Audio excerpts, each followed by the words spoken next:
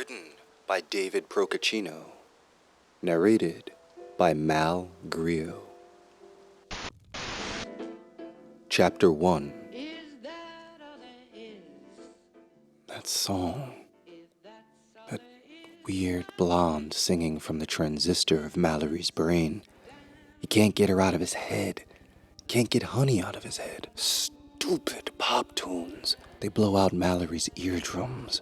Pop, pop. And he hears only bass. War sucks away the treble. And blood makes sideburns down his cheeks, curving to his lips.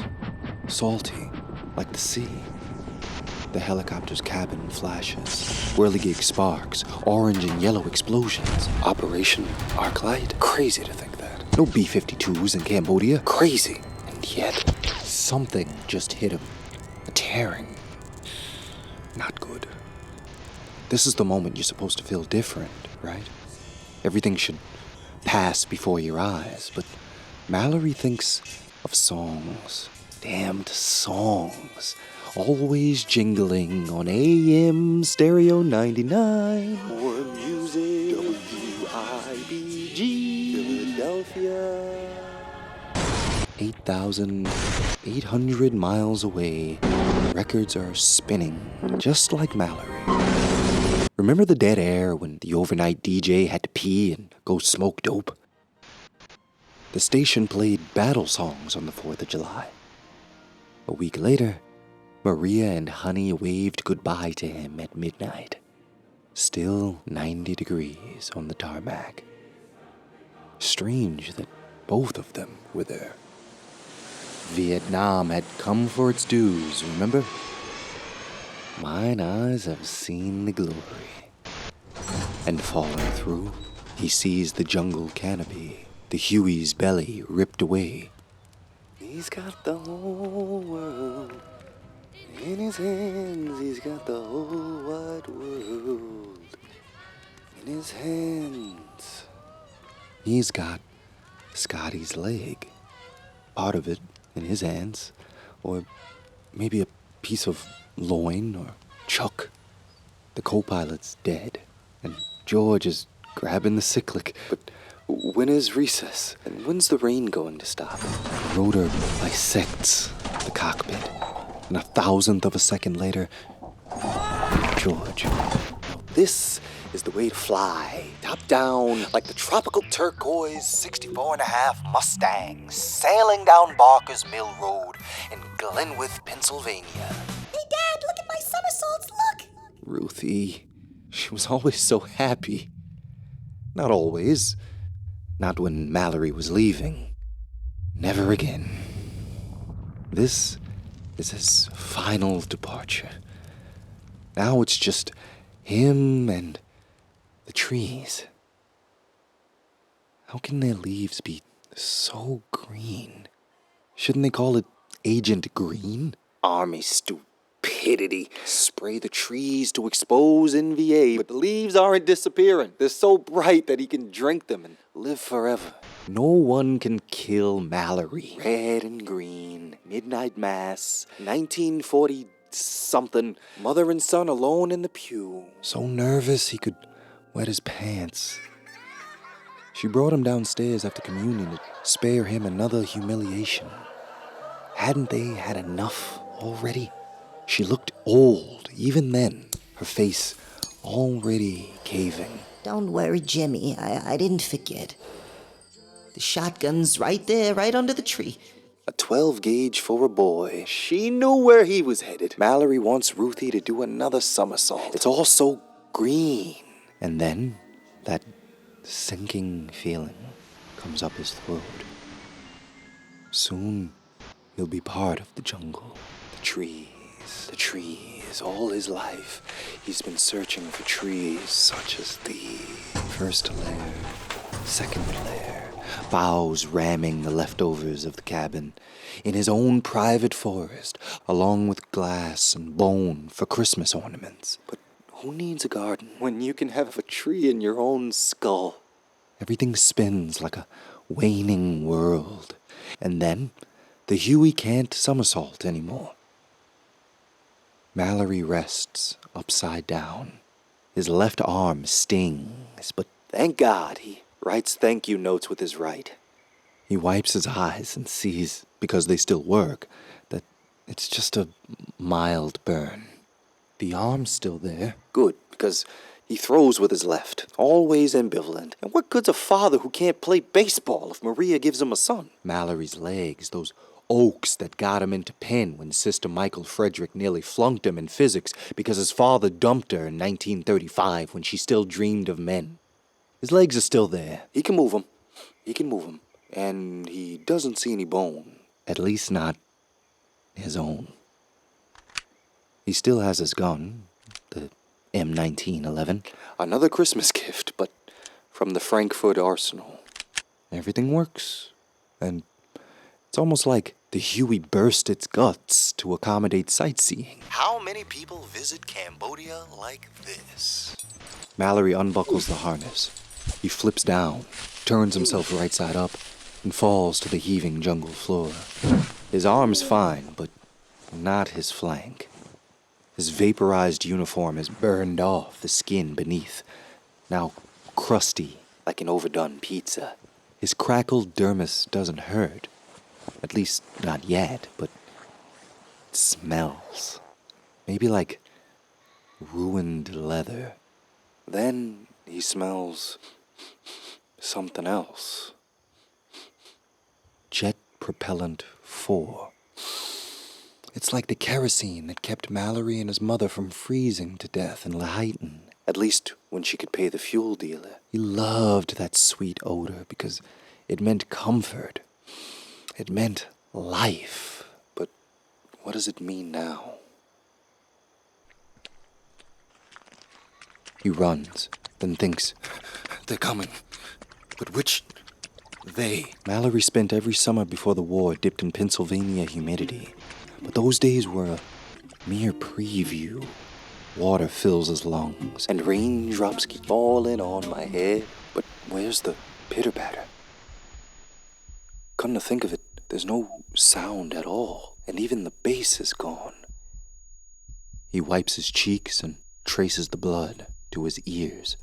How will he hear them? Mallory never could listen, even when both of his eardrums were intact. When he was just a psychiatrist, he loved all those voices. The accents of Philadelphia, Laheyton, and Swedesboro, speaking fear, lust, anger, and loneliness. Now he hears the pumping of his corroded arteries. Not much longer, probably. It's a crappy foxhole, but then he sees a tangle of brush, and he cuts it, a lot of it. His blood dapples the harvest like abstract art. A picture titled, Dying Dog. If they get that close to notice, he's Charlie's regardless. Still, survival is a reflex, so he covers himself with rubber tree branches, and he waits. Nothing. Longer. Something. Vietnamese. The staccato phrases are distinct, and growing more so, despite the wreckage of his tympanic membranes. It's like the entire NVA has come for Mallory. He has his sidearm's muzzle pressed like a teddy bear to his chest, and the safety's off. No one will know when Mallory pulls the trigger. Well, almost no one. If that fails, there's always his knife. But then Sister Michael Frederick stands aloft. And why did the sisters always have male names? She lectures into the ether about the 7 deadly sins. And Mallory wants to tell her that the angels never visited Cambodia. She has always been the embodiment of pain. She nearly ruined his life with that C- in physics. Now she's standing there in the jungle in full habit. The most feared sister at Our Lady of Precious Blood. That was the school's name, no joke. She refereed cross-country meets. Whistle and rosary tangled on her cloistered neck. Elai! Lama Shabbat. Screw that. He lifts the gun and waits. He sees one NVA coming into view, AK-47 hanging limp at his side. The man's looking at a small something. A map, maybe? Bad idea. Wait. It's a boy. This was all Mallory's choice. He didn't have to be here. He could have joined the Coast Guard. Maria's wish. Damned Santoni. He was the one who had to be impressed. And Mallory will impress. With the gold star in Maria's window as Santoni passes by on the way to Glenwood Cricket Club. And honey? Damned honey. It isn't the whole NVA. Just one. Mallory shakes himself. This is no dream. It's just Cain and Abel. Quite real Abel is smiling, even. Like to get to know you. Easy. Unseen, from the rear, Mallory will push him down and stab his back through the left fifth intercostal space, just like he learned at Fort Sam. The Huey explodes, and the boy turns to look. AK-47 still slung at his side. He can't be more than 17. Acne instead of stubble. Ruthie's prom date in a better world. Mallory lunges, knocks him down, and rams the knife into the boy's heart, popping the balloon. Mallory grabs the boy's slender neck, squeezing, blood spurting from the blackness behind crooked teeth. Something falls from the boy's pack.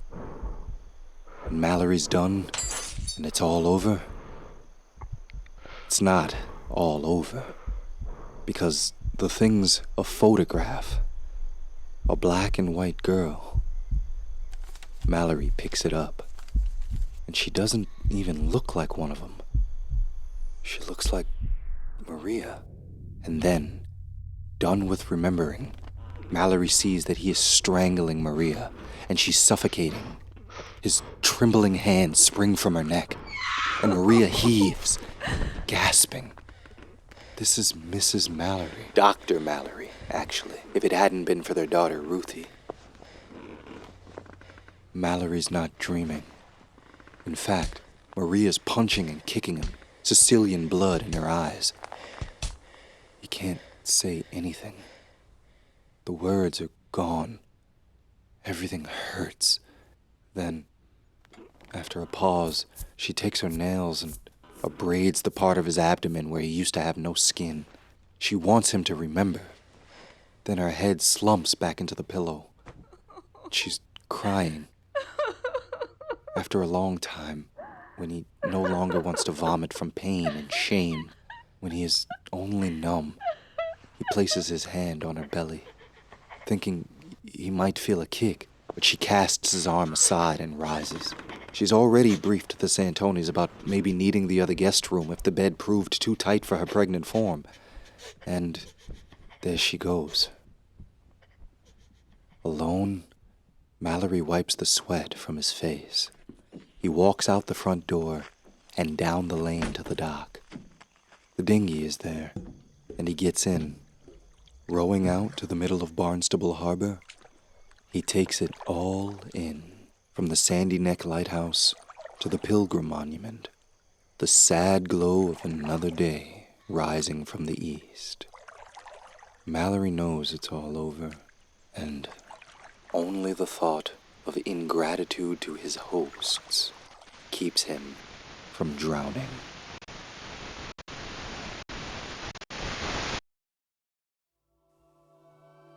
I hope you enjoyed this audition.